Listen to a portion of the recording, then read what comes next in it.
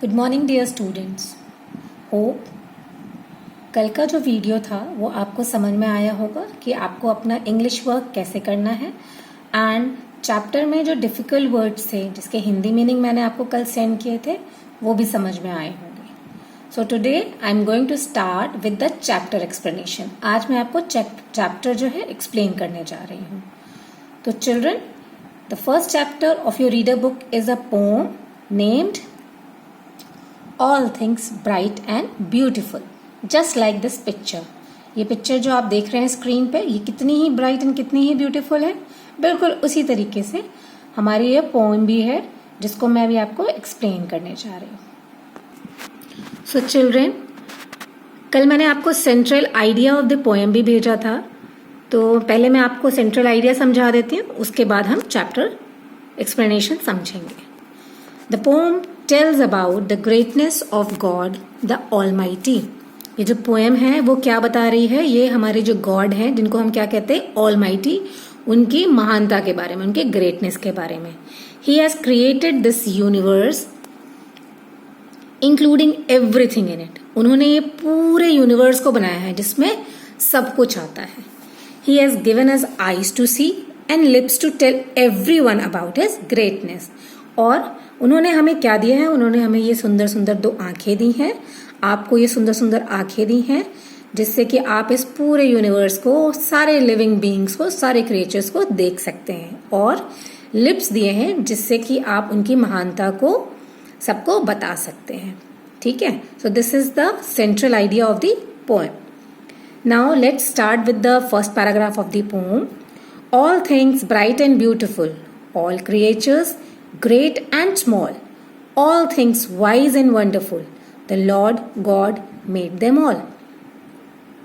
तो जो पोएट है इस चैप्टर का नाम क्या है, उनका नाम है सेसिल फ्रांसिस अलेक्जेंडर। ठीक है, तो उन्होंने क्या एक्सप्लेन किया है कि जो हमारे लॉर्ड गॉड हैं उन्होंने सब कुछ बनाया है, पूरे यूनिवर्स को बनाया है। ठीक है, जितनी भी ब्राइट एंड ब्यूटीफुल चीजें हैं सारी भगवान ने बनाई हैं।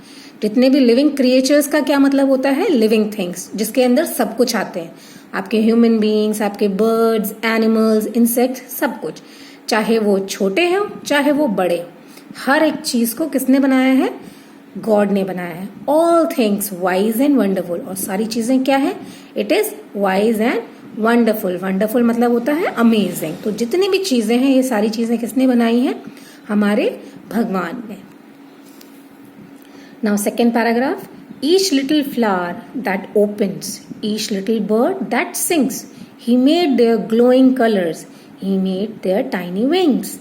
और भगवान जी ने जितने भी सुंदर फूल हैं जब वो खिलते हैं तो वो किसने बनाए हैं, वो भगवान जी ने बनाए हैं। और ये जितनी भी बर्ड्स हैं, छोटी छोटी जो चिड़िया हैं जो उड़ती हैं, जो गाती हैं, जैसे कि कोयल, तो इनकी आवाज कितनी मीठी लगती है हमें। तो ये सब किसने बनाया है, ये सब भगवान जी ने बनाया है। जैसा कि आप पिक्चर में देख सकते हो, यहाँ देखिए आप, बर्ड है, तो आगे पोएट क्या कह रहा है कि he made their glowing colours. तो भगवान जी ने इन बर्ड्स के ग्लोइंग कलर्स को भी बनाया है और उनके छोटे छोटे विंग्स बनाए हैं। विंग्स क्यों बनाए हैं, ताकि वो चल सके, ताकि वो उड़ सके। ठीक है, लाइकवाइज भगवान जी ने हमें दो हाथ दिए हैं, दो पैर दिए हैं, तो हाथ से हम अपना काम करते हैं। हम क्या क्या काम करते हैं, हम खाना खाते हैं, हम लिखते हैं। पैर से क्या करते हैं, हम चलते हैं, हम जंप करते हैं, हम डांस करते हैं, सारी चीजें करते हैं। ठीक है, तो ये सारी चीजें किसने बनाई हैं, ये सारी चीजें भगवान जी ने बनाई हैं। चलिए अब नेक्स्ट पैराग्राफ समझते हैं। The purple headed mountain, the river running by, the sunset and the morning that brightens up the sky.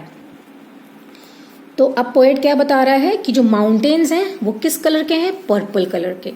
तो गॉड ने क्या किया है, माउंटेन्स को इस पर्पल कलर का माउंटेन बनाया है जिसके बीच से क्या बहती हुई आ रही है, नदी बहती हुई आ रही है। The river running by, running by का मतलब क्या है यहाँ पे, फ्लोइंग। ठीक है, रनिंग बाय का मतलब होता है फ्लोइंग, तो रिवर बहती हुई आ रही है।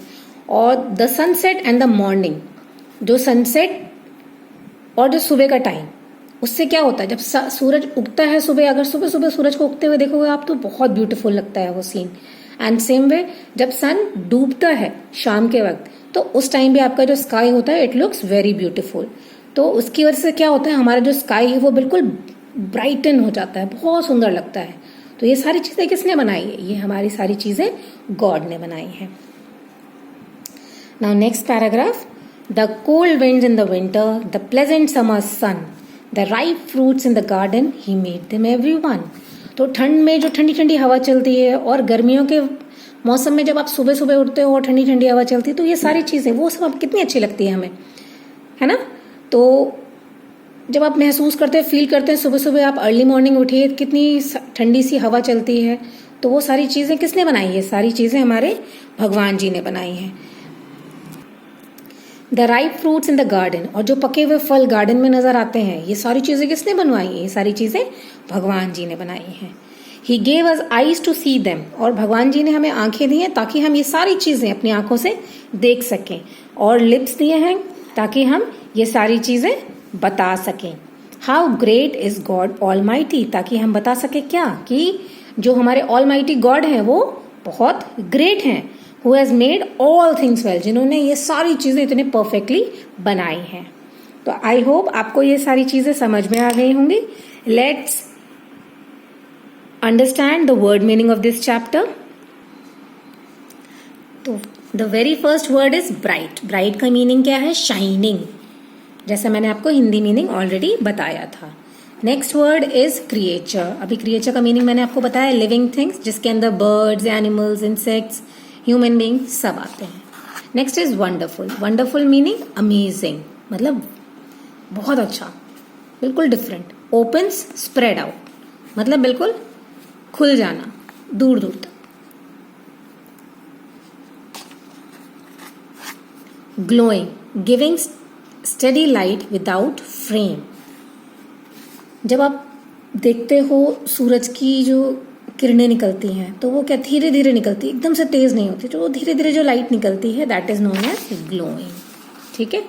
Tiny means small, running by, flowing, flowing मतलब बहना, प्लेजेंट मतलब लवली, प्यारा, इसको हम कहते हैं हिंदी में। ठीक है। तो आई होप ये वर्ड मीनिंग समझ में आया होगा। एंड होमवर्क में मैंने ऑलरेडी आपको दिया था कि इसको कंप्लीट करना है।